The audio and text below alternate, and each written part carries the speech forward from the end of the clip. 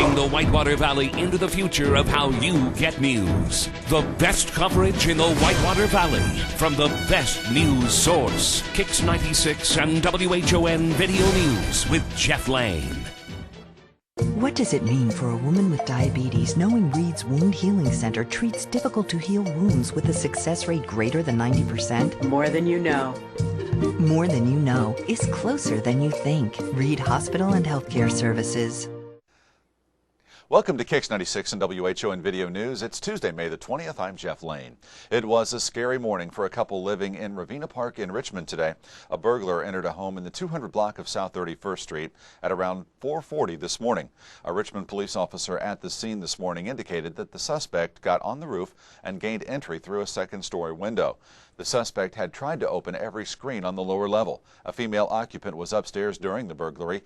She said the suspect may have had a knife. He was described only as a white male wearing a mask.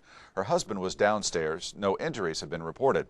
A vacant home just south of the victim's home also appears to be the subject of an attempted break-in.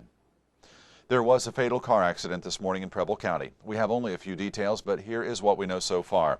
The accident was discovered at 3:30 this morning on State Road 503 between Georgetown-Verona Road and the Darke County line. That's about 4 miles north of Lewisburg. It was a single vehicle crash. The victim was a 46-year-old female and was driving a minivan. Authorities said the accident may have occurred well before it was discovered by a passerby. The victim has not been identified. 503 was closed for about 3 hours following the accident's discovery. C.J. Kennedy will not face trial on June the 2nd. The Richmond teenager, accused in the attack last year of Joe Augustin on what is now the Lamar Lundy Bridge, appeared in Wayne Superior Court 2 yesterday to sort out motions regarding the trial date. That date has now been moved back to September the 29th.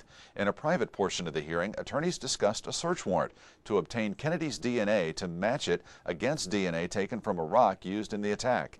Kennedy's accomplice, Derek Willis, pled guilty to his role in the attack earlier this year and was sentenced to 10 years in prison. Kennedy signed a similar plea agreement but then backed out of it late last year. And a plea agreement has been reached in the case of a Richmond man responsible for 3 armed robberies in just 10 days. 18-year-old Michael Volner is accused of taking part in an armed robbery at Jay's Market at 12th and Northeast Streets on December the 29th of last year.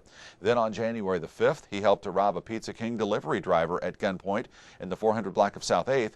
And then just 2 days after that, Volner is said to have committed an armed robbery at the Dollar General store on National Road West. Volner faced at least 4 counts of robbery. In the agreement, Volner will be sentenced to a total of 16 years on 2 counts, with 2 other counts being dropped. Volner remains in the Wayne County Jail today. He's had at least 13 violations there since his apprehension. An alleged accomplice, 19-year-old Matthew Felty, faces trial in October. Volner's plea and sentencing hearing has not been set. This has been Kicks 96 and WHON Video News. I'm Jeff Lane. Have a great day. Leading the Whitewater Valley into the future of how you get news. The best coverage in the Whitewater Valley from the best news source. Kicks 96 and WHON Video News with Jeff Lane.